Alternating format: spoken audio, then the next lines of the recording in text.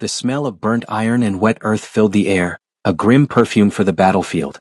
Captain Kalen Varys, his armor scratched and dented, stood shoulder to shoulder with the few remaining men of the Aerthos Royal Guard. Their objective, the Shadow Citadel, the southernmost fortress of the vampire kingdom of Solari, was technically secured, but the cost had been catastrophic. Kalen wiped the blood from his eyes, the deep red matching the twilight sky bleeding through the Gothic arches of the captured courtyard. His loyalty was absolute, his purpose simple: protect the king, destroy the Night Court. He had lived by that oath since he was old enough to hold a sword, and he would die by it. A sudden, unnatural stillness descended. The muffled sounds of looting and distant cries of victory vanished, replaced by a silence heavier than any storm. Kalen felt the hair stand up on the back of his neck, a primal alarm overriding his soldiers' training. He signaled his men to defensive positions, his own hand gripping the hilt of his broadsword so tightly his knuckles turned white. From the great cathedral doors at the courtyard's end, doors the royal guard had spent 3 agonizing hours breaching, a figure emerged. She was not a creature of shadow, but of impossible radiance and absolute darkness. Her dress, the color of a starless midnight, flowed like liquid around her, and her face was a masterpiece of cold, immortal beauty, framed by a crown that resembled both horns and sharp, perfect crystal. But it was her eyes, glowing with an incandescent, hypnotic red, that truly held the air captive.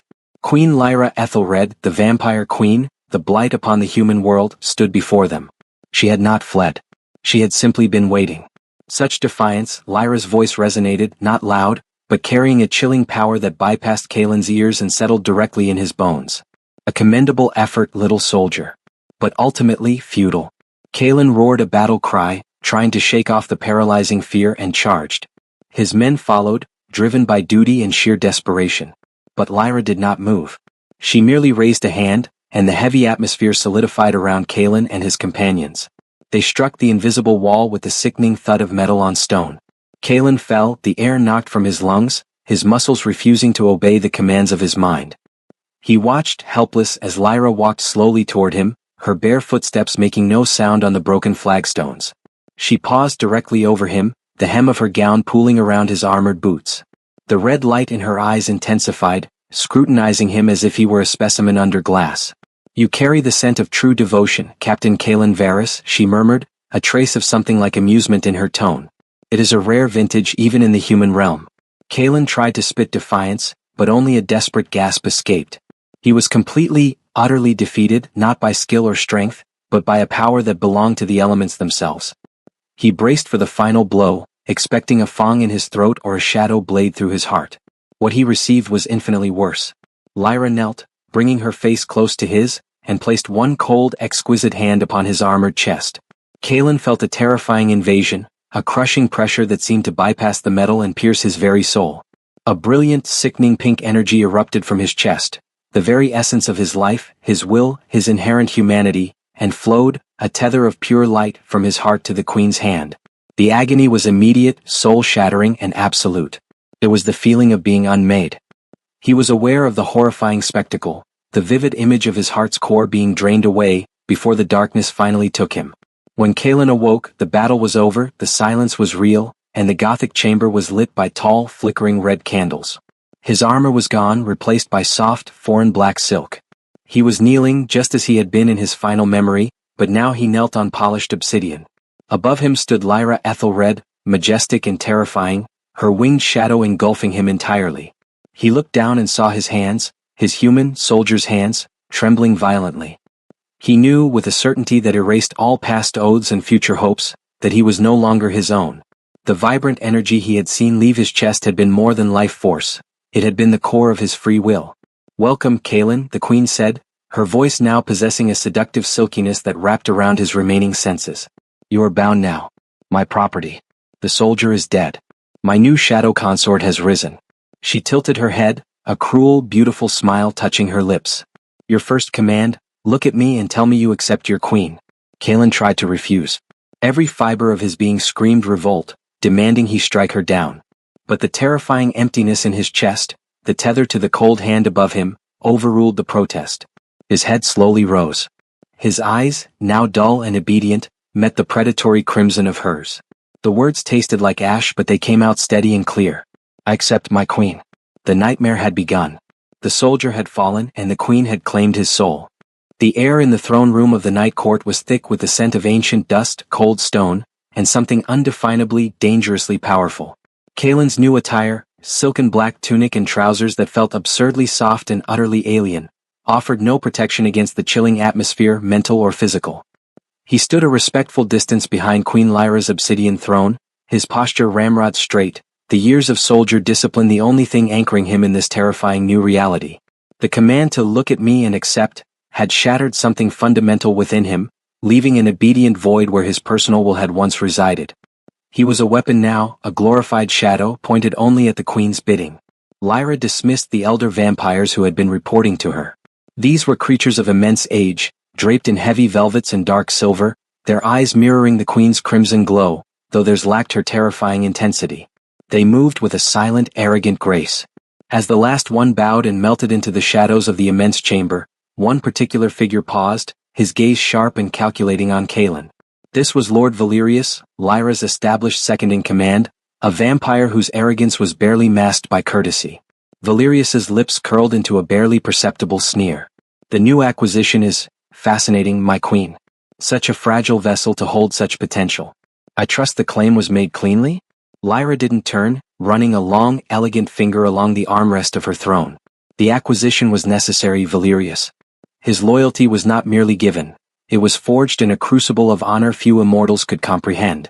And yes, the soul tether is absolute. Kaelin is mine, mind and body. Do not test it. Her voice was quiet, yet it carried an undeniable threat that made Valerius stiffen. Of course not, my queen, Valerius replied, bowing low, his resentment palpable. I merely wonder about the wisdom of keeping a human so close to the heart of our operations, especially one who recently fought against us with such fervor. His fervor is now my fervor. His hatred for the night court has been replaced by devotion to its queen.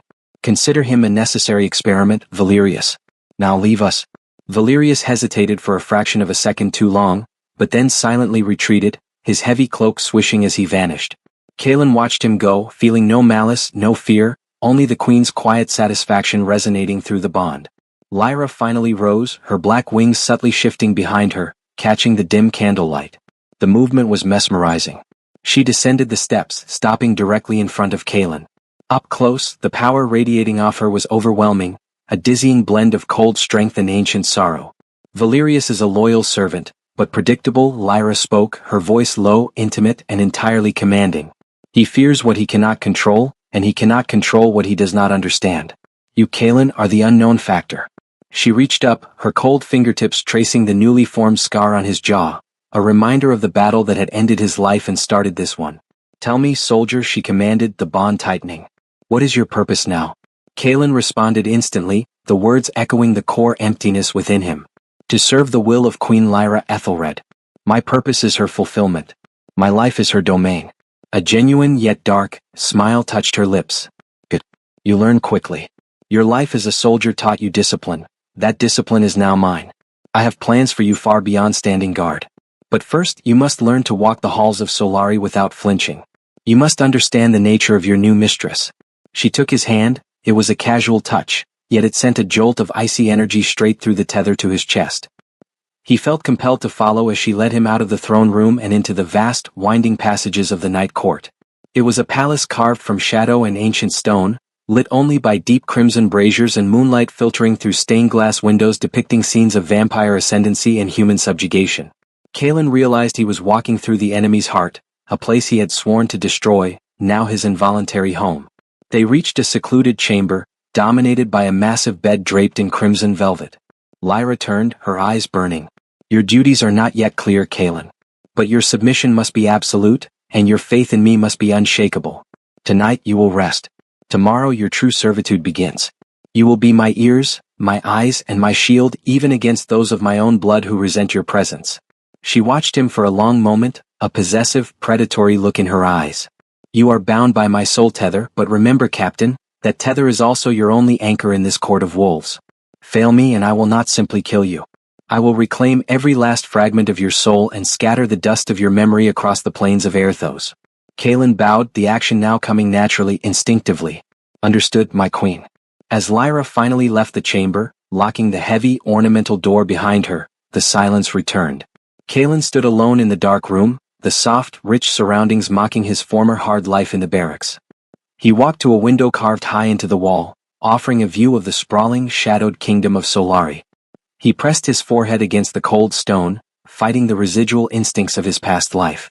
He was a prisoner, but worse, he was a willing one. The soldier was a ghost, and the shadow was beginning to take root. He was Lyra's, and the terrifying, beautiful truth was that a part of him, the deepest, most controlled part, accepted the vampire queen who had claimed his soul. Kalen's days in the night court quickly settled into a routine as rigorous and exhausting as any military drill, yet infinitely more insidious. Lyra did not require him to patrol or fight common threats. She required absolute internal surrender. His training was centered not on combat skills, which she seemed to consider sufficiently honed, but on mastering the nuances of the soul tether. She used the bond daily, sometimes hourly, sending sharp, intrusive commands directly into his consciousness, testing the boundaries of his obedience. Retrieve that chalice, she would murmur from across the cavernous dining hall, and Kalen would find himself moving before the sound of her voice had fully dissipated, his body acting on the mental directive.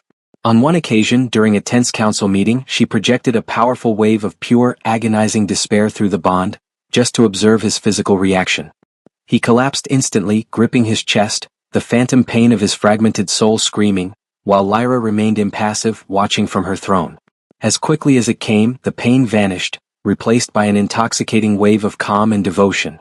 Your emotions are liabilities, Kalen, she had instructed him later, her tone clinical. The terror, the regret, the loyalty to your former king, they are distractions. I have claimed the core of your will, but you must learn to silence the noise surrounding it. I am your only truth now.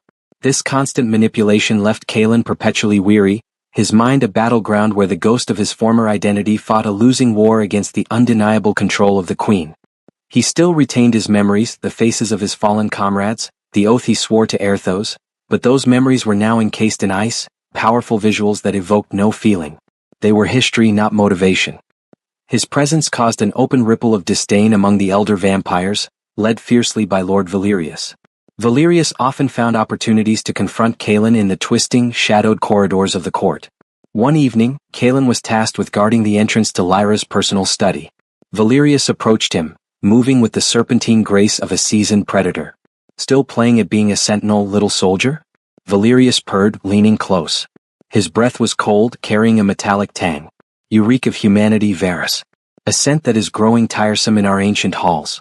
Kalen remained silent, his gaze fixed straight ahead, an expressionless mask of stone.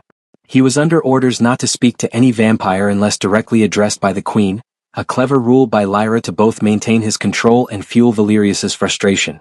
Do you know why the queen keeps you? Valerius continued, circling him slowly. Not for your strength. We have legions of better warriors. Not for your insight. You are a simple, provincial man.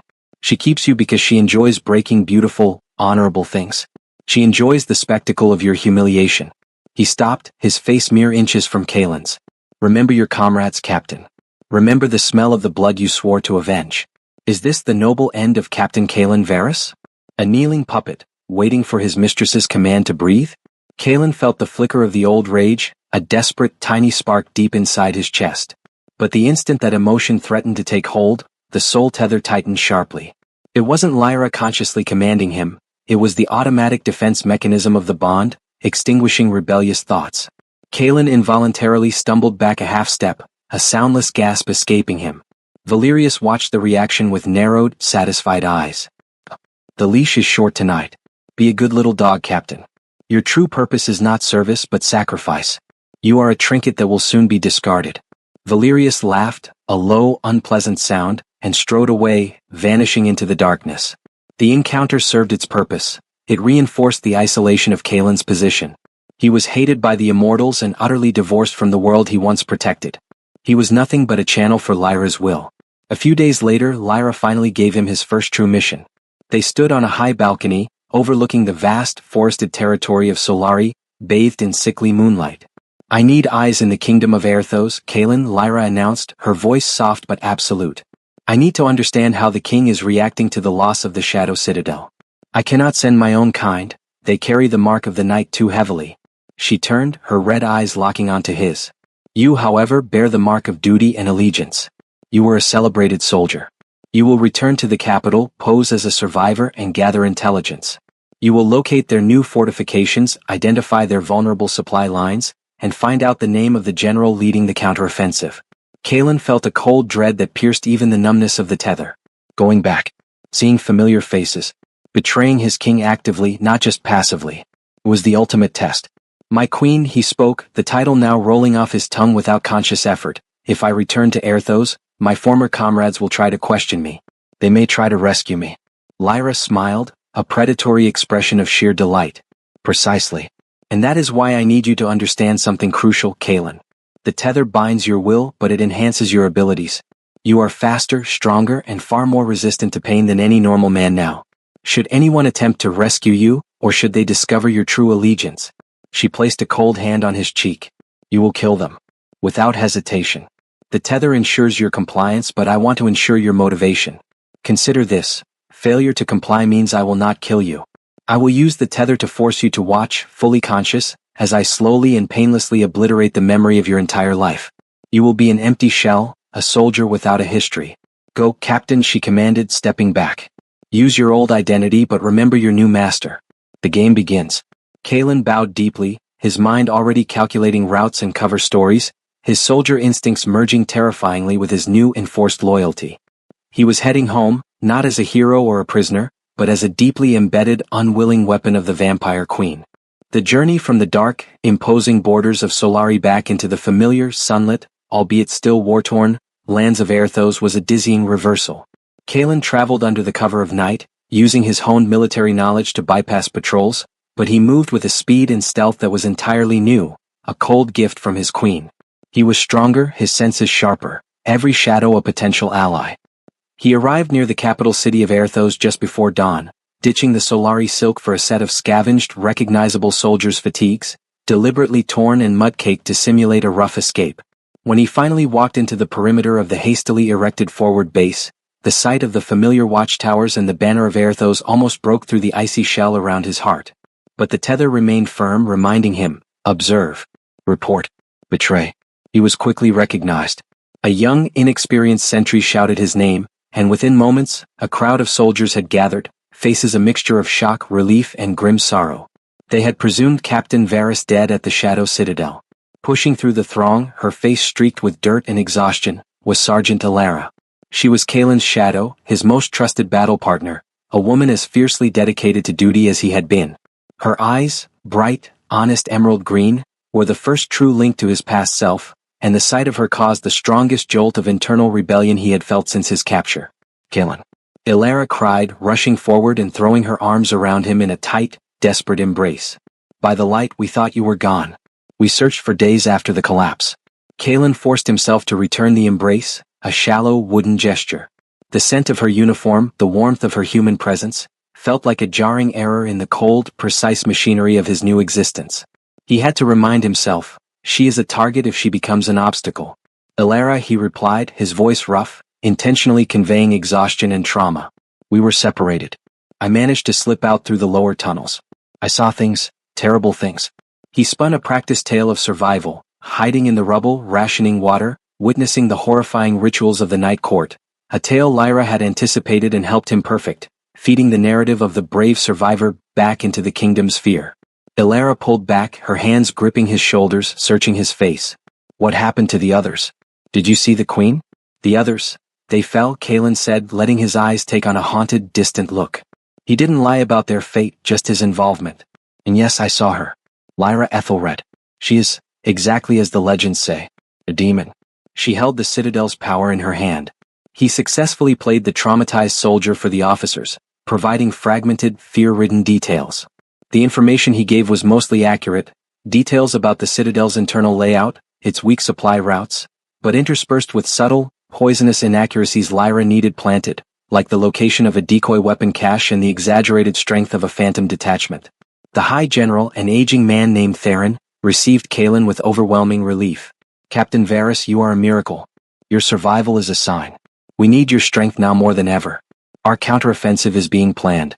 You'll be briefed tomorrow. Kalen accepted the assignment, the mission officially underway.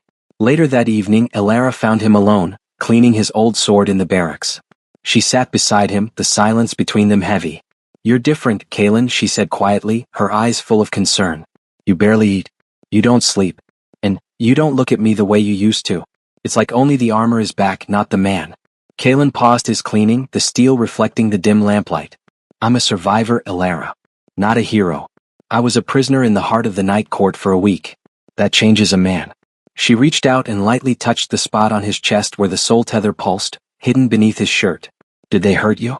Did they mark you? The innocent contact was almost unbearable. He had to fight the urge to flinch away, to push her out of his personal space. Danger. Retreat. The internal warning from the tether was insistent. He slowly looked up at her, meeting her worried gaze. They broke some part of me, Elara. But they couldn't break the part that remembers my duty. He leaned in, lowering his voice conspiratorially, using her trust to cement his cover. They are planning a move on the Western Pass. They believe we've shifted our main forces east. That's the real reason I risked the tunnels.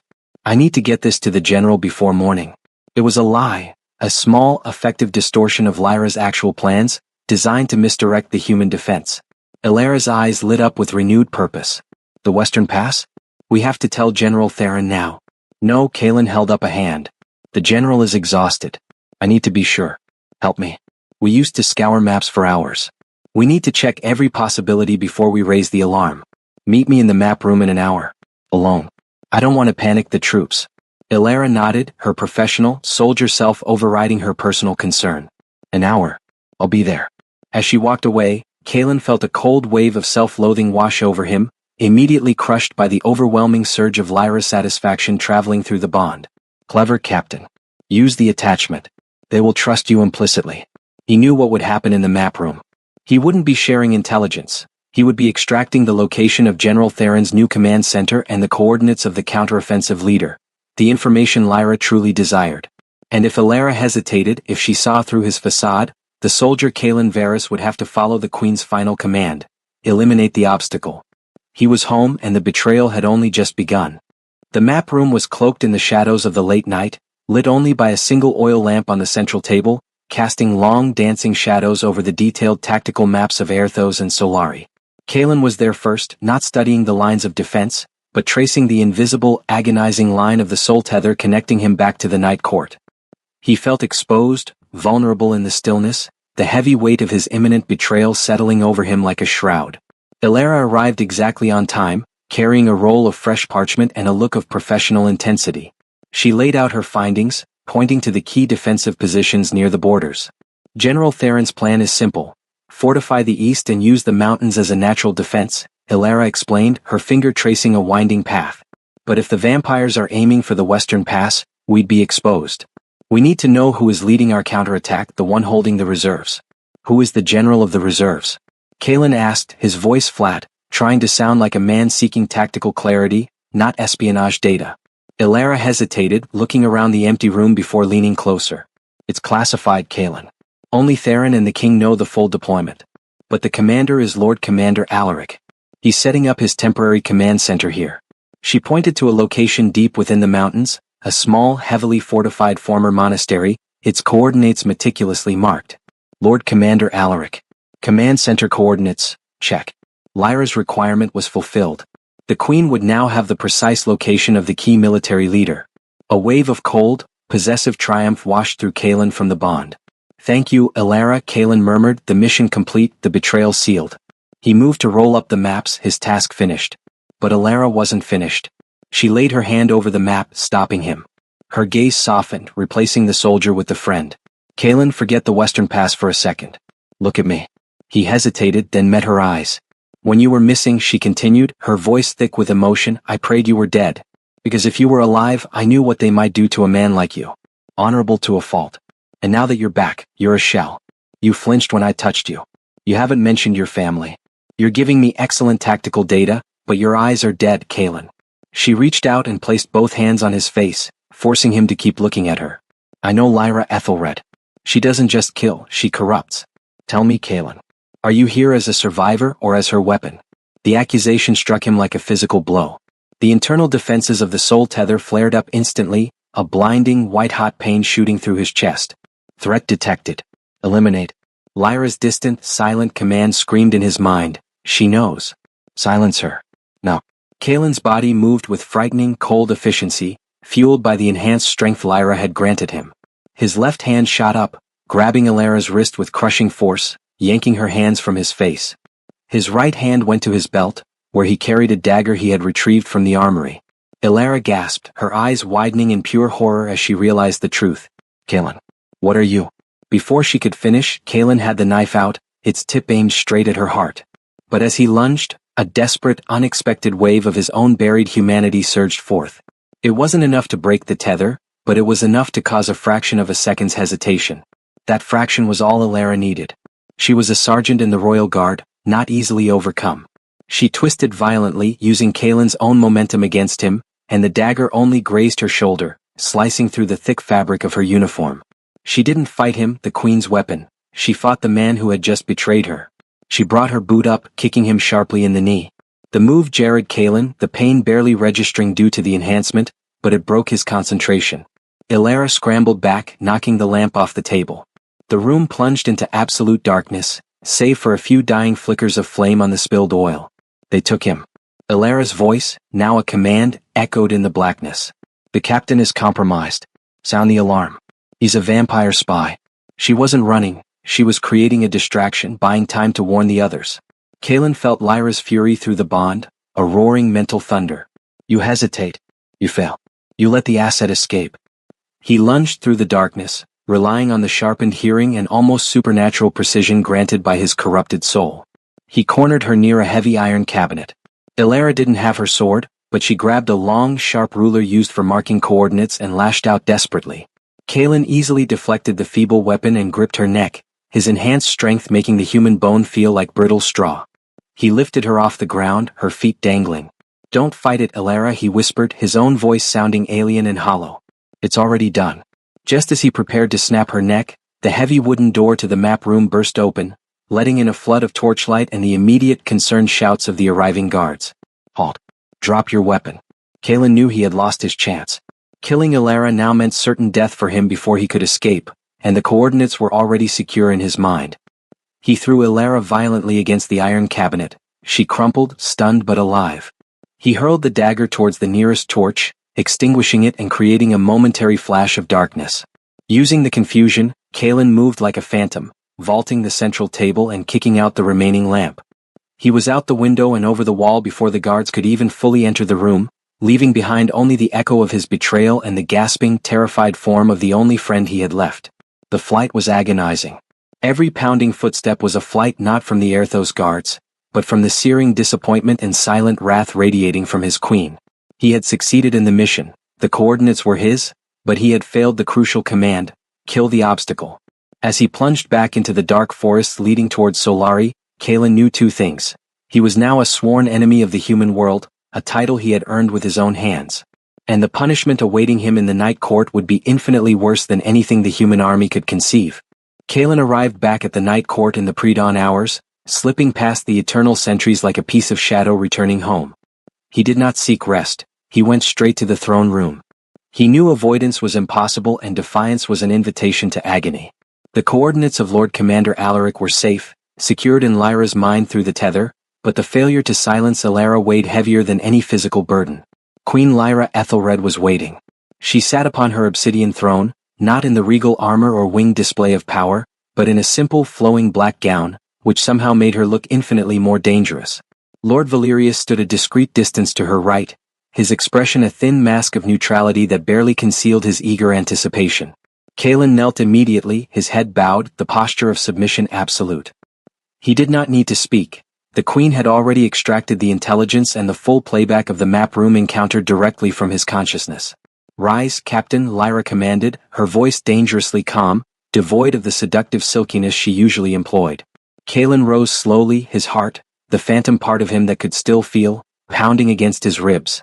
You successfully retrieved the location of the enemy's reserves, Lyra stated, her crimson eyes cold and piercing. A necessary piece of information. For this you will be rewarded.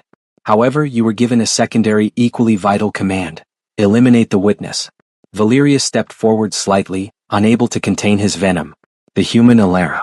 She now knows the depth of your infiltration, my queen. A failure of basic execution. The captain's sentimentality is leaking through. Lyra ignored Valerius, focusing entirely on Kaelin. Tell me, Kaelin, why did the execution fail? Your body was enhanced, your weapon ready.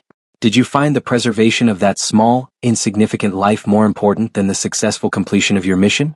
Kalen spoke the truth, which was the only safe course, the tether demanding honesty. The memories of my former allegiance created a moment of hesitation, my queen. The residual loyalty interfered with the command sequence. I was unable to override the human impulse in time. A slow, terrifying smile spread across Lyra's face. Residual loyalty. A small piece of your soul fragment is proving troublesome. We cannot have such weaknesses, Captain. Weakness is a liability that compromises the entirety of Solari. She extended her hand towards him, her fingertips glowing faintly with a dark, purplish light that matched the energy he remembered being torn from his chest. You will be rewarded for the success, Lyra said, and disciplined for the failure. The soul tether is not merely a chain, Kalen. It is a tool for refinement. Valerius chuckled, a dry, grating sound. The refining of the human spirit. An exquisite performance. Lyra's power surged. Kalen felt a crushing, invisible force descend upon him, not outside but inside his mind. She wasn't just tightening the tether, she was surgically cauterizing the fragment of emotion that had led to his hesitation. The pain was immediate and absolute, worse than any physical torture. It felt like his mind was being scrubbed clean with acid, specifically targeting the core of his affection for Alara, his sense of guilt, and his memories of the oath. He fell to his knees, biting back a scream, his hands gripping the cold stone floor until his knuckles cracked. He could feel the memories of Alara, her smile, her courage, their shared history, being violently ripped out and incinerated, leaving behind only the cold, factual knowledge of her existence. He was conscious through the entire, agonizing process. The assault lasted only moments, but Kalen felt hours older when it ended. Lyra retracted her energy, and the paralyzing pain dissolved, replaced by a profound, cold emptiness. Do you understand your mistake, Captain? Lyra asked softly. Kalen pushed himself back up, swaying slightly, but forcing himself to meet her gaze. The terror was gone, replaced by chilling, blank submission. My hesitation was a flaw, my queen, Kalen stated, his voice flat and perfectly controlled. The risk to the mission was unacceptable. I have no attachment remaining to the human called Alara. She is an enemy asset. Lyra nodded, satisfied. Good. The fragment has been neutralized. Now the reward. Lord Commander Alaric's coordinates mean the human resistance will be crippled. You have secured the safety of the Shadow Citadel for a generation. With a sudden, quick movement, she was off the throne and standing directly in front of him. She reached up and placed a single cool kiss directly on his forehead, right above the remnants of his old scar. You are a precious acquisition, Kalen. Do not test my patience again. Your purpose is not survival, it is perfection. Valerius watched the intimate gesture with unconcealed rage, his eyes narrowed. He bowed stiffly. If the captain has been adequately refined, my queen, I trust he understands his place, and will not be permitted to compromise future operations. He understands, Lyra affirmed, stepping back. And to ensure his loyalty is both absolute and public, Kalen will now assist you, Valerius, in planning the next phase of the counteroffensive. Valerius's eyes flashed with surprise, then a wicked delight. My queen, you are generous. I welcome the captain's assistance. He bowed deeply to Lyra, his gaze flicking to Kalen with a clear message. You are mine now, and I will find your next weakness. Kalen felt no fear, only the cold directive to obey. He was now placed directly under the authority of the vampire who despised him most. His position as the queen's pet was over. He was now a tool to be used and perhaps destroyed by her most ambitious servant. Your duties begin immediately, Kalen. Report to Lord Valerius in the crypt library, Lyra commanded. Go. Kalen bowed low. Yes, my queen.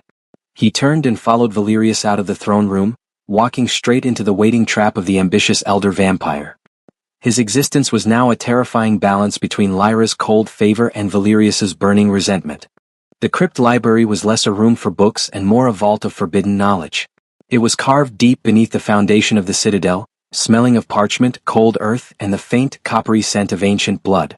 Lord Valerius stood before a massive stone table overlaid with arcane symbols, seemingly admiring a brittle, yellowed scroll. Kalen entered, his posture that of a subordinate, a perfect imitation of a willing servant. The soul tether was stable, providing only a cold sense of preparedness. The queen is too sentimental, Valerius stated without looking up, his voice dripping with condescension. She claims your soul fragment, yet she allows you to retain your memories of basic strategy. She insists on treating you like a general, when you are nothing more than a glorified hound. Kalen remained silent, standing at attention. He knew a direct response would only invite more scorn, and he was still under Lyra's implicit command to follow Valerius's orders. Valerius finally turned, his face a mask of predatory malice. Your mission was successful only because of your humanity, Captain Varus. That creature, Elara, trusted you because you smelled of loyalty. That same loyalty is why you let her live, creating a new, immediate threat to the Queen. The weakness has been purged, Lord Valerius, Cailan stated, the words utterly emotionless. The mission is paramount. Words, Captain. I require assurance, Valerius scoffed.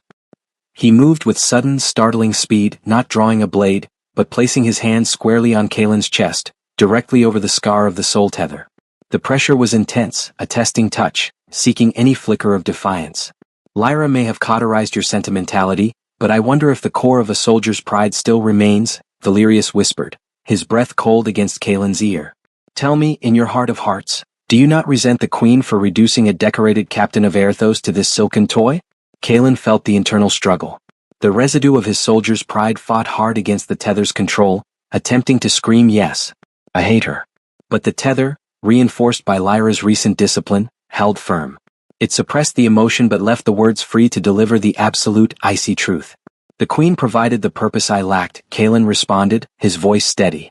My allegiance to Aerthos was a fragile thing of mere decades.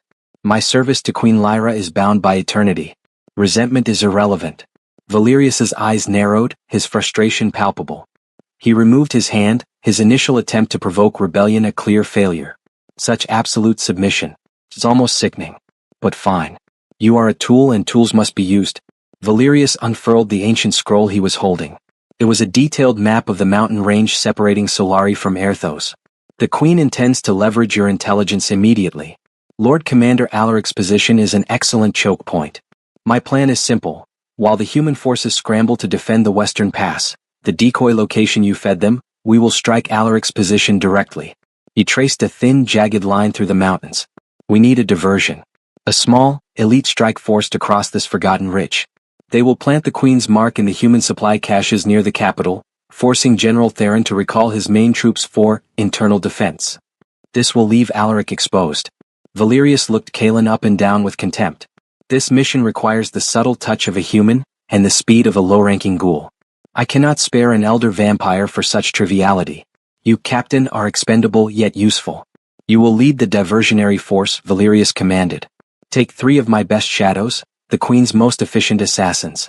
You will penetrate Aerthos territory, cause enough destruction to create panic, and return before Alaric's base is compromised. Cailan felt a cold flicker of recognition. Valerius was not giving him a mission, he was giving him a death sentence. The Forgotten Ridge was a known viper's nest of mountain beasts and ancient, unpredictable wards left by the earliest human kings. Leading a small unit through it was a near-suicidal task, perfectly designed to dispose of the Queen's pet, without directly disobeying her. Understood, Lord Valerius, Cailan replied instantly, accepting the impossible. The tether allowed no room for self-preservation. What is the specific target for the Queen's mark? Valerius smiled, a genuine malicious flash of fangs. Not a generic supply post, Captain. To maximize the panic, you will target the royal armory, deep within the capital, near the king's own fortress. An inside job, to sow distrust among the human high command. If you succeed, you will have redeemed your earlier failure. He paused, letting the full weight of the assignment settle. If you fail, if you are captured or killed, it will simply prove to the Queen that your human weakness was terminal. Either way, Captain Varus, this mission guarantees the success of Solari's offensive. Now go. Gather the shadows. You depart at sunset.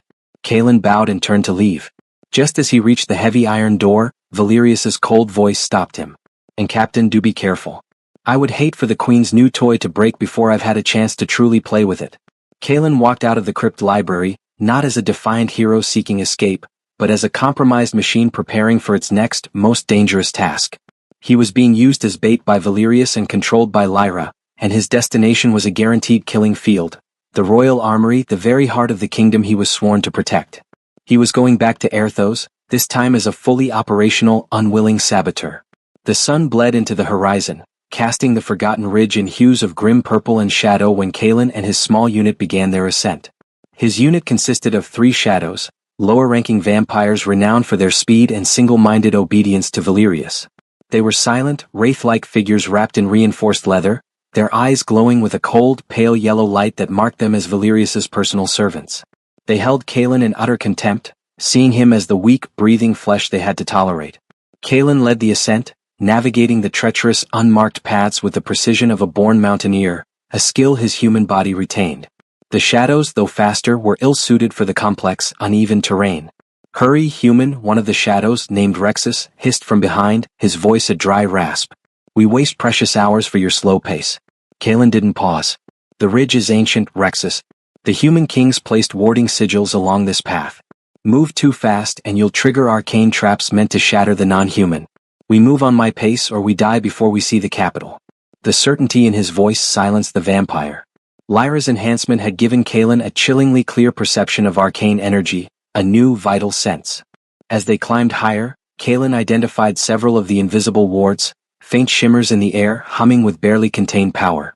He directed the shadows around them, using his own body to test the boundaries, knowing that even if a ward touched him, the combined strength of Lyra's tether and his human resistance might allow him to survive a blow that would instantly atomize the fragile shadows. He moved with a grim detachment, his mind solely focused on the mission's parameters. Infiltrate Royal Armory, plant the Queen's mark, escape. The thought of the mission being a suicide trap set by Valerius was a cold fact, not a deterrent. If he died fulfilling Lyra's objective, it was merely the expected conclusion of his new life. 3 days of relentless travel brought them to the edge of the mountains, overlooking the vast plain leading to the capital of Erthos. The sight of the city's familiar walls, even from this distance, was a shock. It was the place he had sworn to protect, the place he was now preparing to burn from the inside. "The capital's patrols will be heavy and chaotic, thanks to the news of the citadel," Kalen informed the shadows, pointing to the winding river that led directly toward the armory district. "We follow the river's edge under the cover of the mist that rises at dusk. I enter the armory. You create the distraction." "Distraction?" Rexus sneered. "We are assassins, not firecrackers. We kill the guards and you enter." "No," Kalen countered, his gaze firm. "The goal is panic and recall, not a skirmish. You will strike the king's personal barracks, cause a massive, loud disruption, but ensure you leave witnesses. The capital must believe the threat is internal and widespread." He handed Rexus a small, obsidian shard carved with Lyra's intricate sigil. "This is the mark. Embed it deeply into the most valuable weapon you find. It must be found quickly by the human authorities." Rexus and the shadows bowed their heads in reluctant acceptance. Kalen's soldierly ruthlessness, even if serving the enemy, earned a grudging respect. Under the deep cover of a fog-laden night, Kalen scaled the inner wall of the armory district. He moved like a shadow himself, his senses heightened, his steps silent.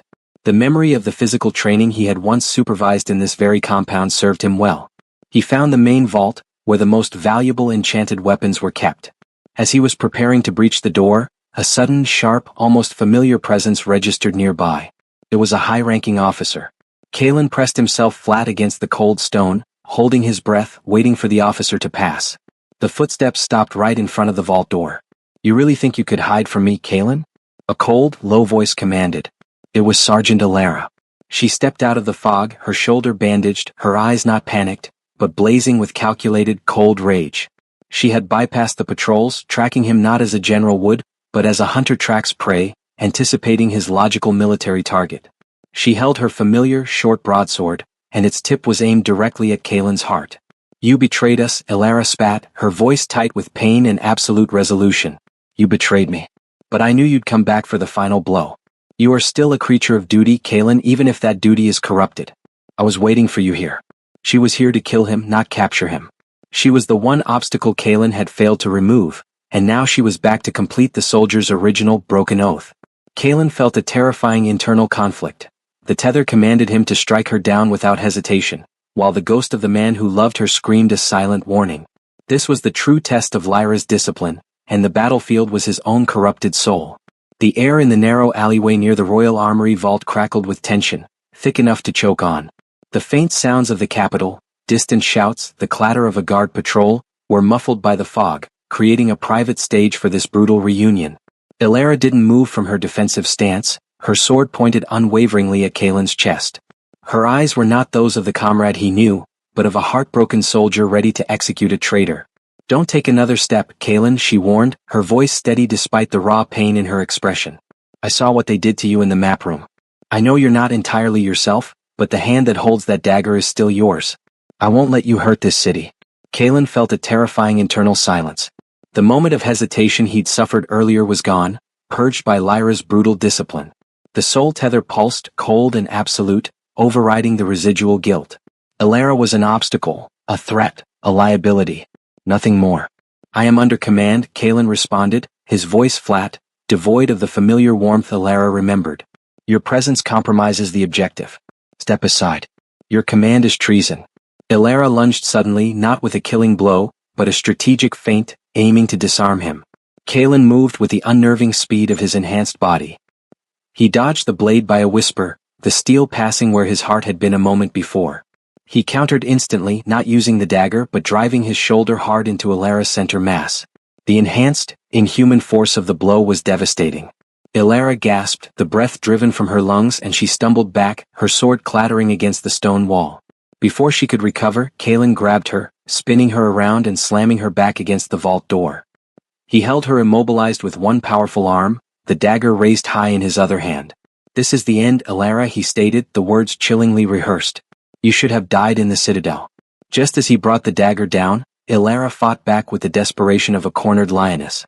She twisted her neck and bit down hard on Kalen's forearm, the pain tearing through the numbness the tether usually provided. The surprise and the flash of pain were just enough to break Kalen's focus for the second time. The dagger missed her heart, instead plunging deep into the heavy leather of her shoulder pad, pinning her against the door. Elara screamed, a raw, choked sound that echoed the scream of the soldier Kalen Varys who was dying inside him. The physical act of wounding her, even accidentally missing the killing blow, sent a wave of profound internal panic back to the Night Court. Failure. I told you to eliminate the threat. Lyra's mental voice screamed through the tether, a roaring, absolute fury that felt like his skull was splitting in two. The pain was so intense that Kalen momentarily staggered, leaning heavily on the vault door, his vision tunneling. Elara, despite the searing agony of the dagger pinning her, saw her chance. She was not fighting Kalen, she was fighting Lyra's control. You're fighting it, Kalen. She choked out, her face pale. I see it. That monster is tearing you apart. Fight her. Remember your mother. Remember the oath. The words were precisely the triggers Lyra had attempted to purge. The pain from the Queen's mental assault intensified, punishing the weakness Elara was exploiting. Kalen needed to complete the mission now before the mental onslaught crippled him completely. He pulled the dagger out of her shoulder with a sharp, sickening jerk, ignoring Elara's tortured cry. He shoved her away and she collapsed, clutching her bleeding wound, too hurt to move. He turned to the vault, his mind locking onto the single remaining command, mission. He slammed a modified crowbar into the seam of the heavy iron door, using his enhanced strength to tear the lock mechanism free. As the vault creaked open, Kalen heard the distant, muffled sound of chaos from the barracks district. The shadows had begun their diversionary attack. He had mere minutes. He entered the vault, snatching up the most ornate and recognizable weapon, a ceremonial battle-axe meant for the king's bodyguard. He quickly planted the Queen's mark deep into the metal, ensuring it would be discovered and immediately recognized as Lyra's signature. As he turned to leave, his task complete, he looked back at the wounded figure of Elara slumped by the door. She looked utterly defeated, unable to stop him. He knew he had to kill her. If he didn't, Lyra's subsequent punishment would erase what little was left of his true self. Kalen walked slowly towards her, his dagger held ready, the chilling control of the tether forcing his hand. He knelt, preparing for the final, devastating act of betrayal. Just as the dagger's tip touched Elara's throat, a frantic, desperate thought pierced Kalen's mind, not his own, but a sudden, panic projection from Lyra. Kalen, stop. Retreat immediately. Valerius is moving his force too soon. You are exposed. The command was absolute and urgent, a survival directive that instantly overruled the eliminate obstacle order. Lyra needed Kalen alive for the next phase, and Valerius's impatience had endangered him. Kalen instantly retracted the blade. He looked into Elara's eyes, which were wide with expectation of death, and saw not an enemy, but the ghost of his love. He did not speak. He merely rose, turning his back on her, and vanished into the heavy fog of the capital, leaving Elara alive, betrayed, and now possessing the knowledge of his deep, agonizing compromise. He had failed to kill her, but he had successfully sabotaged the kingdom. Now he had to survive Valerius's machinations and Lyra's sudden panic. Kalen's return journey was a blur of frantic speed, fueled by Lyra's urgent, terrified mental command. He didn't stop until he reached the outer perimeter of the Night Court, where he collapsed, utterly spent. The shadows he commanded returned a few hours later, triumphant and bloodied, having successfully created panic in the human capital. They had lost one of their number but had planted the Queen's mark, achieving the objective of panic and recall. Kaelin went straight to Lyra's private chambers, bypassing the throne room entirely. This was a crisis, not a ceremonial review. He found Lyra not on her throne, but pacing before a vast, detailed military map of the Aerthos border, her usual calm shattered. Her winged shadow seemed agitated, reflecting the internal turmoil Kaelin felt through the bond. The coordinates. The armory mark. It was successful, my queen, Kaelin reported, kneeling on one knee, his human fatigue in obvious contrast to her immortal energy. Lyra did not acknowledge the success. She whirled on him, her red eyes burning with a mixture of fury and calculated fear. You almost died, Kaelin. Not by the human's hand but by Valerius's betrayal, she hissed, her voice low and dangerous. He launched the main strike force an entire day too early. They are moving towards Alaric's position now, before the human distraction has had time to take effect. Lyra's sudden panic resonated through the tether, giving Kaelin insight into the true strategic flaw. Valerius hadn't just used Kaelin as bait. He had compromised the entire invasion timeline. The distraction I commanded was to sow internal chaos and force the Aerthos king to recall his reserves, Lyra explained, running a frustrated hand through her dark hair. Valerius launched the attack knowing the distraction wouldn't be effective yet. He is attempting to force a pitched battle against a fortified position. Why, my queen? Kaelin asked, the question forced by the logic Lyra valued. Because a quick, glorious victory makes Valerius a hero and makes me dependent on his brute strength, Lyra revealed, her face contorted in a rare display of vulnerability. If the main force wins quickly, he gains power, overshadows me and can challenge my claim to the throne. If they fail, he can blame my unconventional tactics, namely your involvement. Lyra walked up to Kaelin, her gaze possessive and intense. Valerius doesn't want the long, careful campaign I planned. He wants to be the conqueror. He jeopardized your life and my entire strategy to advance his own position. And the Shadow Unit's success? Kaelin questioned. The mark was planted. The panic will begin soon. Too late, Lyra countered, shaking her head. Valerius's army will reach Alaric's command post by dawn. The human king will only realize the internal threat after his field commander has been slaughtered.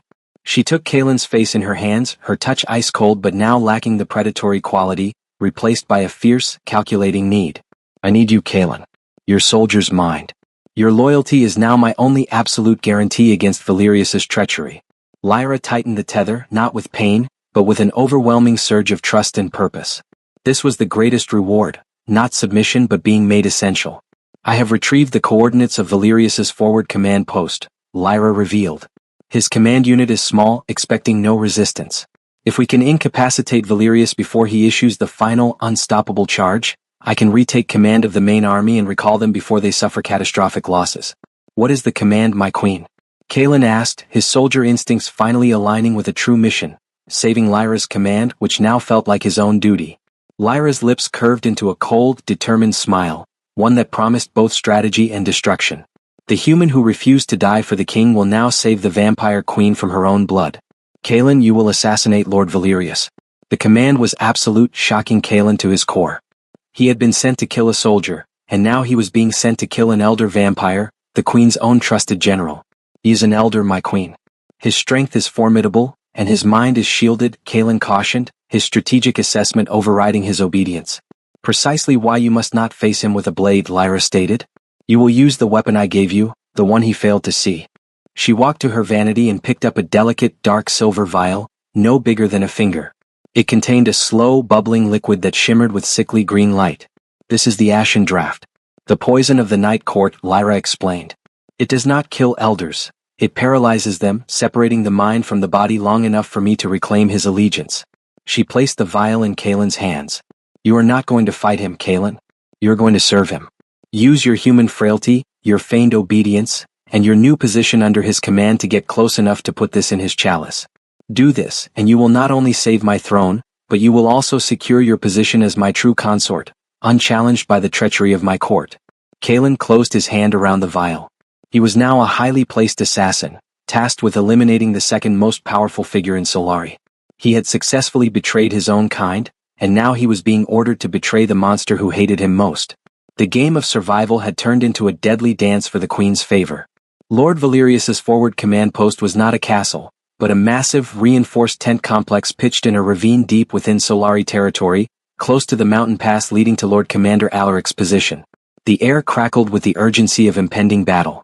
Kalen arrived just as the twilight was descending, cloaked and moving with the grim purpose of a sanctioned assassin.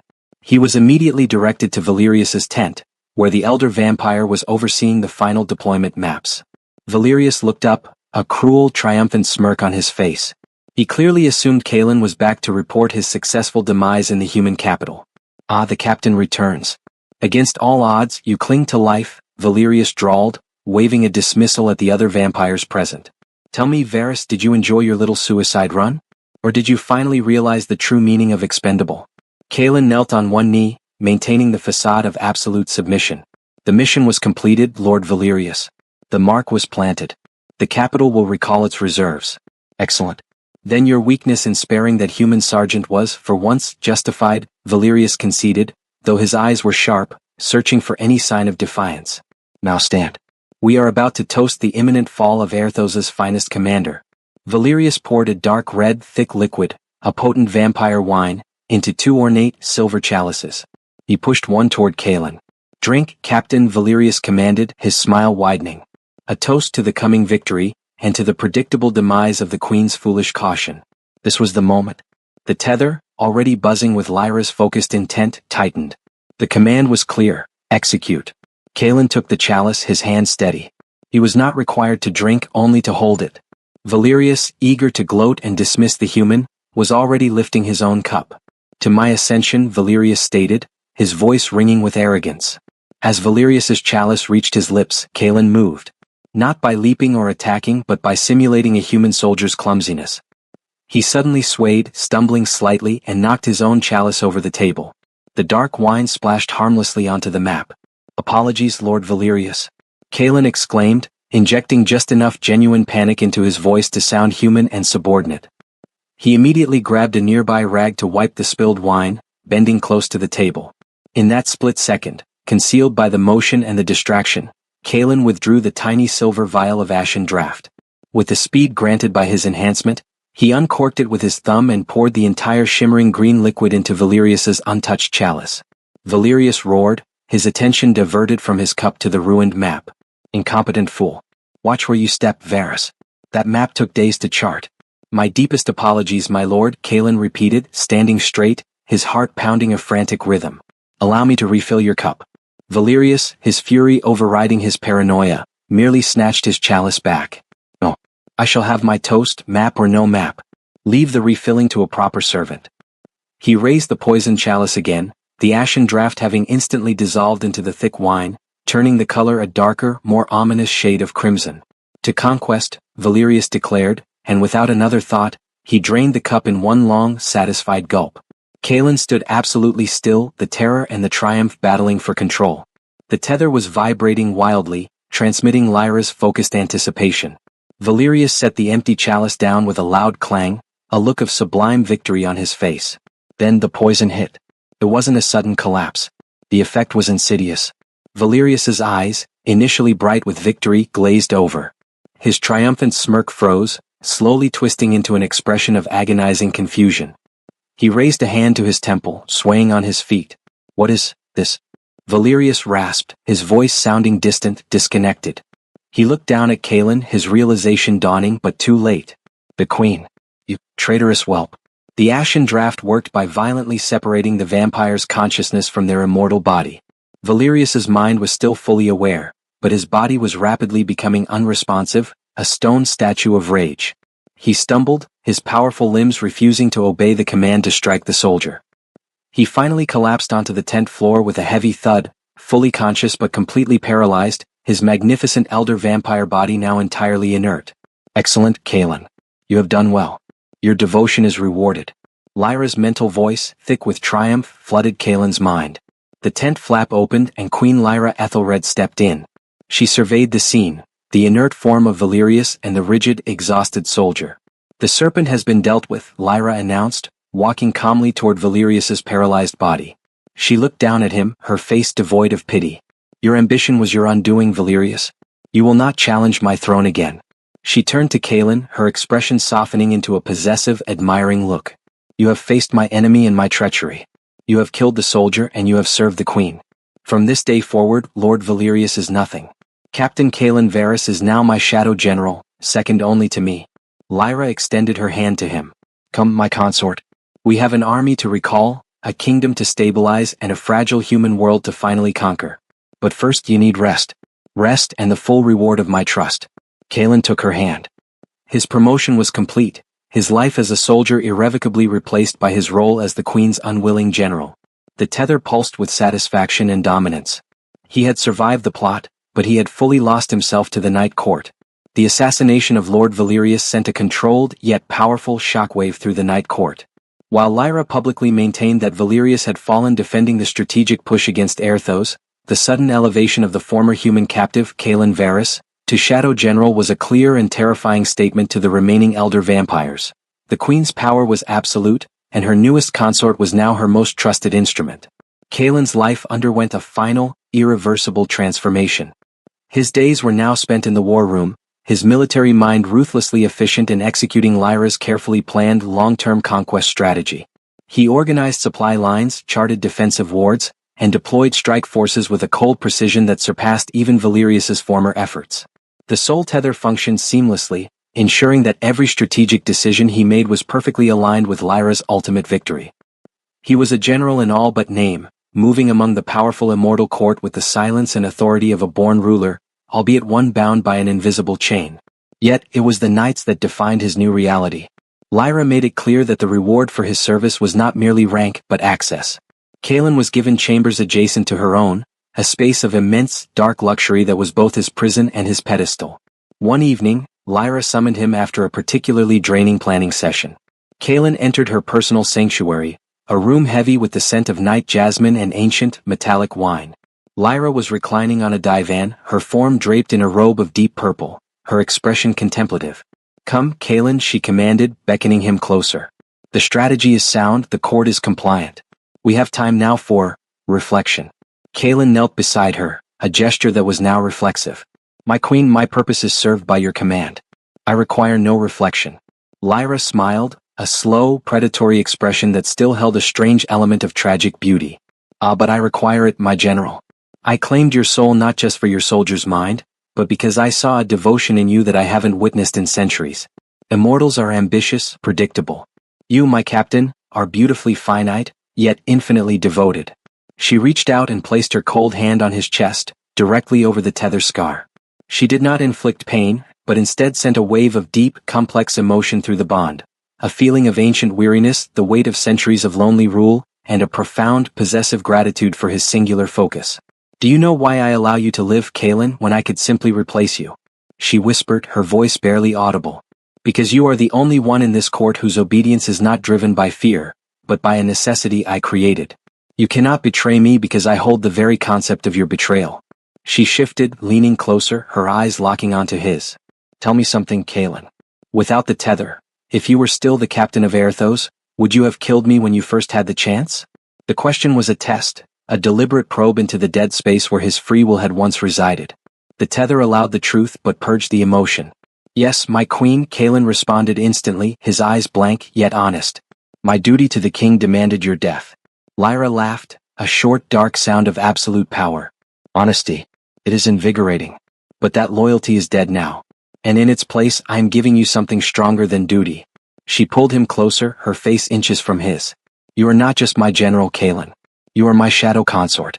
You represent the final, ultimate conquest of the human world, the complete devotion of their greatest strength to my service. You are the symbol of my new era. She finally brought her mouth to his, not in violence but in a long, cold kiss that was utterly dominating. Kaelin felt the power surge from her to him, a chilling blend of immortal energy and fierce possession, driving out any lingering vestige of his former self. He was hers, completely and irrevocably. Later, lying in the silence of his room, Kaelin stared at the high, vaulted ceiling. He was now Lyra's lover, her general, her most trusted asset. He possessed more power than any human in history, yet he had less control over his own existence than the lowliest ghoul in the Night Court. He had achieved absolute survival at the cost of absolute self. He was the perfect weapon, a perfect companion, and a perfect, tragic ruin. His new reality was sealed.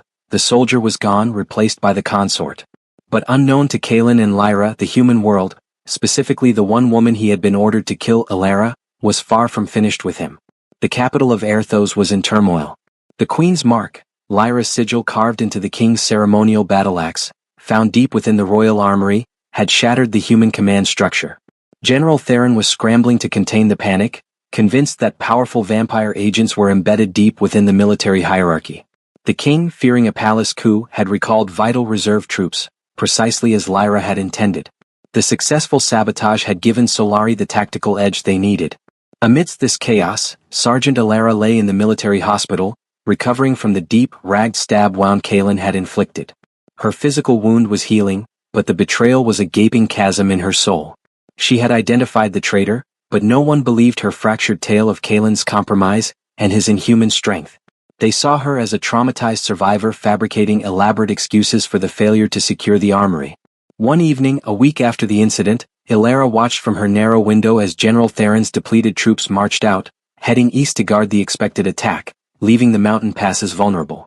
She knew they were marching into a trap designed by the mind she once trusted most. He didn't kill me, Elara thought, touching the scar on her shoulder. He could have. Twice. The Captain Varys I knew hesitated.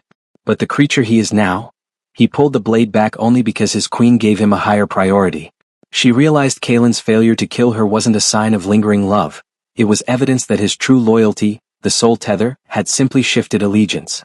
He was a weapon, and weapons are only used when pointed at the right target. Elara knew she couldn't rely on the king or the general anymore. Her mission was no longer about defending Aerthos' strategy.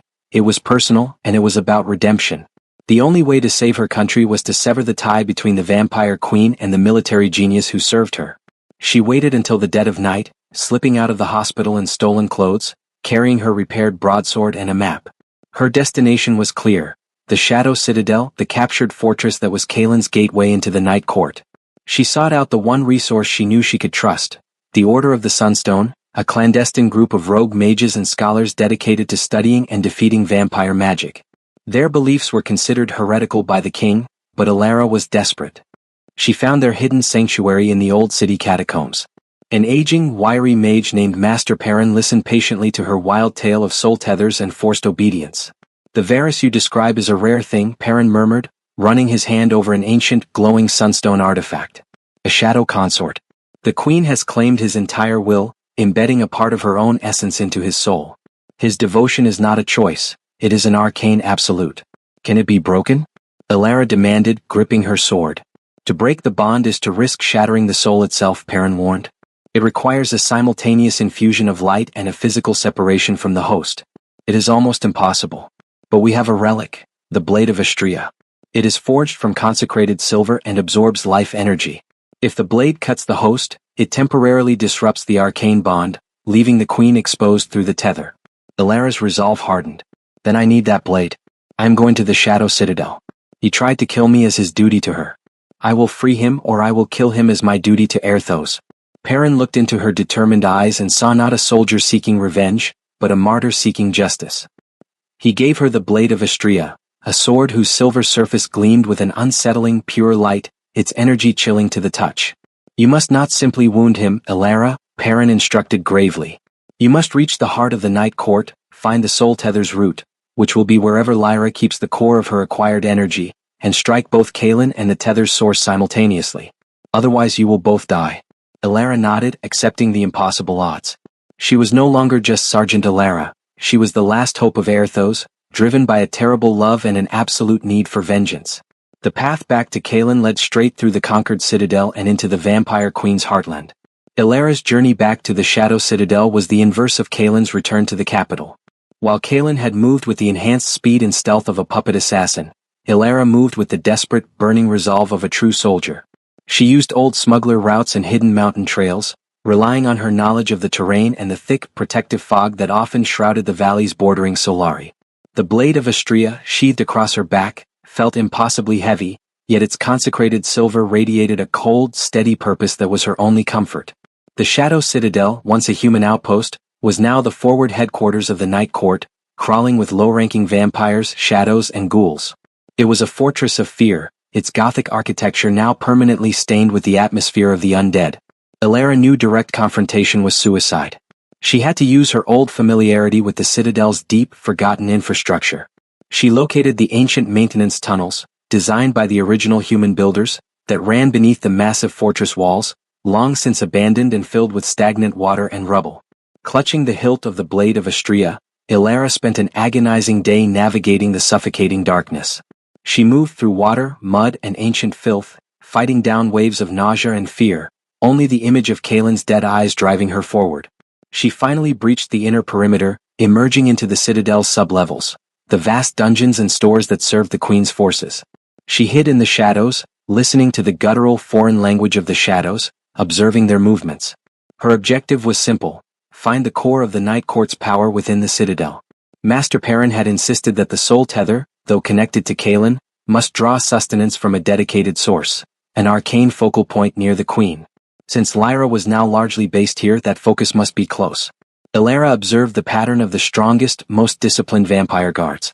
They never patrolled the mundane storage areas. They guarded the deep crypts below the main structure, where the first elder vampires were buried, and where the most powerful arcane relics were usually housed. She tracked the guards' shifting patterns for hours, moving from shadow to shadow, until she found the heavy, unmarked iron door leading downwards. As she approached, she felt a profound change in the air, a humming, powerful energy that made the silver of the blade of Astrea pulse with icy heat. This was it. She waited for a changing of the guard, using the distraction of the Citadel's clock chimes to slip past the sentries and pry open the heavy iron door just enough to slide through.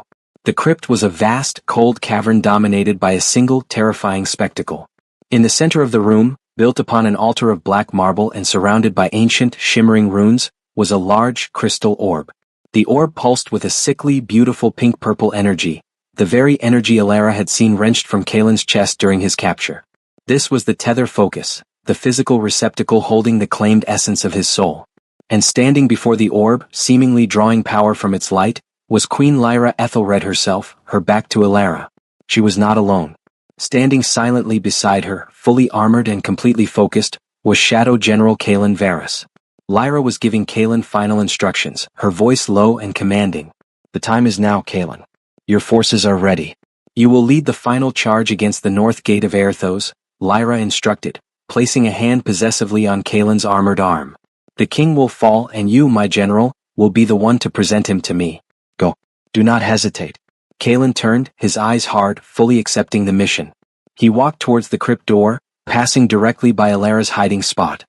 He was so focused, so utterly enslaved to his purpose, that he did not even sense her presence. Elara realized with chilling clarity, she had run out of time. She couldn't wait for Kaelin to leave. If he marched on Aerthos, the capital would fall. Her mission had changed. It was no longer just about rescue. It was about stopping the general before he launched the final attack.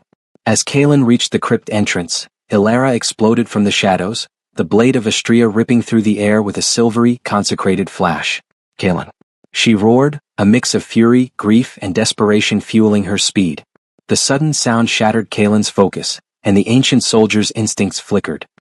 He turned just as the blade of Astrea sliced into his shoulder, the silver burning through his new enhanced flesh. The pain was immediate, paralyzing, and unlike anything he had ever known. More importantly, the soul tether screamed. The blade of Astrea, consecrated with light magic, had not just wounded him. It had temporarily severed the arcane connection to Lyra. For a terrifying, blessed instant, the Shadow General vanished, and the bewildered, horrified eyes of Captain Kaelin Varys stared back at Elara. The crypt exploded into chaos. Kaelin stumbled, the blade of Astrea burning in his shoulder. The pain was secondary to the horrific sensation of the soul tether snapping, not breaking entirely, but momentarily severing the direct, tyrannical link to Queen Lyra's consciousness. For the first time in weeks, his mind was his own. The memories flooded back. The map room, the betrayal of Elara, the murder of Valerius, and the chilling realization of his own utter corruption. He looked at Elara, his former comrade and the author of his agonizing freedom. His eyes, briefly blessedly human, were wide with shock, horror, and a devastating surge of recognition. "Elara, run. Get out." Kaelin gasped, finding his voice, but the word for Lyra choked in his throat. But Lyra was already reacting. The moment the link was severed, the queen felt an unbearable physical pain, the sensation of a piece of her own essence being violently ripped away. She screamed, a sound of ancient raw fury that echoed off the crypt walls, and turned to face the threat. Her crimson eyes fell upon Elara, standing defiant with the glowing silver blade, and then to the tether focus, the crystal orb holding Kaelin's claimed soul essence, which was visibly flickering and dimming. The Sunstone's venom. Lyra shrieked, recognizing the consecrated magic of the blade. You foolish human. You think you can steal what is mine? Lyra launched herself forward, not at Elara, but at the injured Kaelin. Her goal was not to kill him, but to re-establish the bond before his mind could fully reassert its will. You are mine, General. She roared, her fingers sprouting long claw-like nails aimed at his neck. Kaelin's soldier instincts, freed from the paralysis of the tether, screamed in survival mode. He dodged Lyra's desperate attack, his movement clumsy, weakened by the silver wound. Now Elara. The orb. Kaelin yelled, pushing his pain aside, knowing her second strike must be decisive. Elara didn't hesitate. She knew she couldn't match Lyra in power, but the Queen's focus was entirely on reclaiming Kaelin. Elara lunged past them both, ignoring Kaelin's injury and Lyra's rage. She didn't have time to consider the impossibility of the task. With a final desperate surge of consecrated energy, Elara swung the blade of Astrea not at Lyra, but at the shimmering tether focus on the black altar. The impact was cataclysmic. The silver blade hit the crystal orb, and the tether focus shattered with an ear-splitting explosion of dark pink arcane energy. The aftermath was immediate and devastating. 1. Kaelin, the release was agonizing. He collapsed, feeling the final full chunk of his soul snap back into his being, followed by the complete physical depletion of the Night Court's enhancements. He was just a man again, weak and severely wounded, but free. 2. Lyra, she was thrown back by the blast, hitting the crypt wall with tremendous force. The complete destruction of the tether focus and the permanent loss of Kaelin's powerful soul inflicted a massive, non-lethal blow to her own immortal essence. She writhed on the floor, momentarily crippled and howling in unimaginable pain. The crypt door burst open, and a swarm of shadows and elite vampire guards rushed in, alerted by the blast and Lyra's scream. Guards, protect the Queen. Kill the human. A high-ranking vampire general commanded, pointing at Elara. Elara knew she had only seconds. She ran to the collapsed Kaelin, pulling him up despite his weight. The tunnels, Kaelin. We have to go. No, Kaelin groaned, grabbing the dagger from his belt, the very dagger he'd used to wound her. His eyes, though still swimming with pain, held a sharp, military focus. They'll track us. We need a diversion. A big one. He forced himself to stand, looking past the guards to the crypt's far side, a wall reinforced with thick iron doors, behind which lay the main explosive stores for the Northern Invasion Force. Elara, Kaelin commanded, pushing the dagger into her hand. Take the tunnels. Go. What? No, I won't leave you. She protested, her hands clutching his heavy armor. Kaelin looked at her, his expression a sudden, deep, agonizing mix of the love of the past and the horrors of his present. I am a war criminal, Elara. I have to finish the job I started for her. This is my last oath. He slammed his fist against his own chest, a final salute to the soldier he used to be, and turned, charging toward the explosive stores. Elara watched in horror as Kaelin Varys, her shadow general, her traitor, her redeemed captain, ran directly into the advancing wave of vampire guards, his purpose clear, to blow the Shadow Citadel's war stores and cripple Lyra's entire offensive. He was sacrificing his newly won freedom for one final act of loyalty to Erthos. The crypt descended into a maelstrom of shadow and steel. Kaelin, now just a man again but driven by the purest form of his original soldier's courage, charged directly towards the elite vampire guards who were struggling to reach the iron doors of the explosive stores. His goal was simple: detonate the war cache. The loss of the tether focus had crippled Lyra. She was still on the ground, weakened and screaming, unable to muster the strength for a coherent attack or command, but her power was slowly returning. Stop him. Do not let him reach the stores. The remaining vampire general shrieked, diverting the guard force from Lyra to the human threat. Kaelin knew he couldn't win a fight. He fought dirty, using his heavy, broken armor to block blows and his soldiers' training to exploit weaknesses. He wasn't trying to kill, he was trying to distract and delay. Elara, meanwhile, was faced with an impossible choice. Kaelin had explicitly commanded her to escape. But seeing the man she loved, the man she had just freed, throw himself into a suicidal battle for the sake of their kingdom tore at her heart. Go. What? Kaelin's raw, anguished voice echoed in her mind, a final, clear command from the captain, not the general. Elara realized that if she stayed, his sacrifice would be meaningless. Her duty was to live, to carry the truth, and to ensure the Queen's demise. She turned and fled into the dark maintenance tunnels, the blade of Astrea clutched tightly in her hand, the sound of battle and Lyra's tormented screams fading behind her. Cailan reached the iron doors. 2 large vampire guards barred the path. They were too slow. He sidestepped one's clumsy lunge and used the heavy gauntlet of his remaining armor to smash the other's face, buying a precious few seconds. He didn't have any explosives. He needed fire.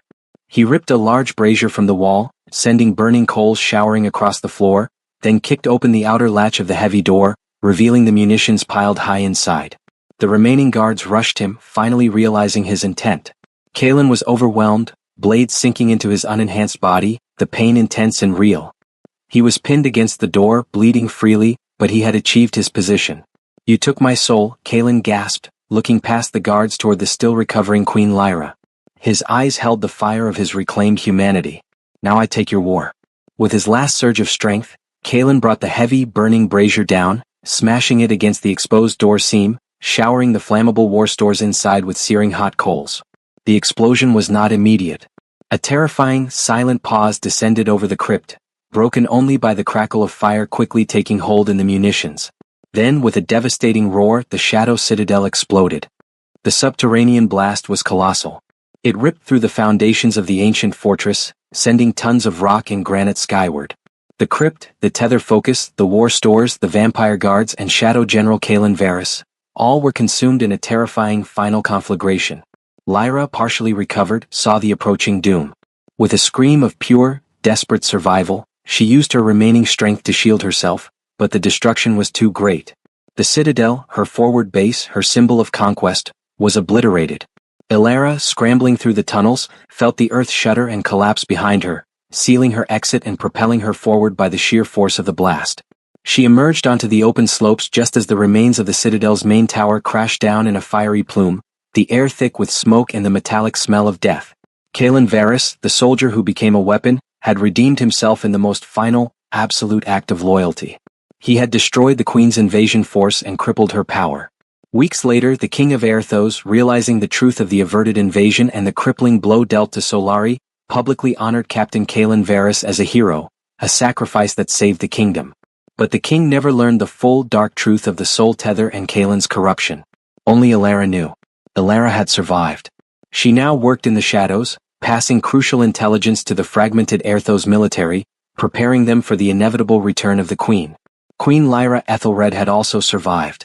She retreated deep into the ancestral stronghold of Solari, wounded, weakened, and filled with a cold, immortal rage. The loss of her Shadow Citadel, her invasion force, and the most potent human soul she had ever claimed left her vulnerable but infinitely more dangerous. She knew her defeat was solely the work of one man, Cailan Varys, and the woman who freed him. The forbidden romance had ended in tragedy, the ultimate betrayal turned into the ultimate sacrifice. Cailan was gone, but the scar of his defiance remained on Lyra's immortal heart. The Shadow General was dead, but the Vampire Queen still reigned, and the survivor, Elara, knew the war had only just begun. She stood on the edge of the mountains, watching the dark kingdom of Solari, waiting for the day the wounded queen would emerge to seek her revenge. Elara was ready. She carried the memory of the captain and the resolve of the soldier. Weeks later, the King of Aerthos, realizing the truth of the averted invasion and the crippling blow dealt to Solari, publicly honored Captain Cailan Varys as a hero, a sacrifice that saved the kingdom. But the king never learned the full dark truth of the soul tether and Cailan's corruption. Only Elara knew. Elara had survived. She now worked in the shadows, passing crucial intelligence to the fragmented Aerthos military, preparing them for the inevitable return of the Queen. Her wound was a constant ache, a reminder of Cailan's final desperate act. She had the knowledge of vampire weaknesses and the experience of navigating the Shadow Citadel's terror. She was no longer just a sergeant. She was a specialized hunter, fueled by grief and the grim determination to finish the war Cailan had started. She kept the blade of Astrea, its silver edge now etched with the sacred weight of sacrifice. Queen Lyra Ethelred had also survived. She retreated deep into the ancestral stronghold of Solari, wounded, weakened, and filled with a cold, immortal rage. The loss of her Shadow Citadel, her invasion force, and the most potent human soul she had ever claimed left her vulnerable but infinitely more dangerous. The psychic shock of the tether breaking had left a permanent fissure in her formidable consciousness.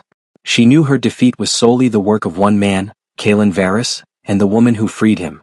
The forbidden romance had ended in tragedy, the ultimate betrayal turned into the ultimate sacrifice. Kalen was gone, but the scar of his defiance remained on Lyra's immortal heart. She would not forget the soldier who dared to choose humanity over eternity. The Shadow General was dead, but the Vampire Queen still reigned, and the survivor, Elara, knew the war had only just begun. She stood on the edge of the mountains, watching the dark kingdom of Solari, waiting for the day the wounded queen would emerge to seek her revenge. Elara was ready. She carried the memory of the captain and the resolve of the soldier. The dark tragedy of I was a human soldier, until the Vampire Queen claimed my soul had finished.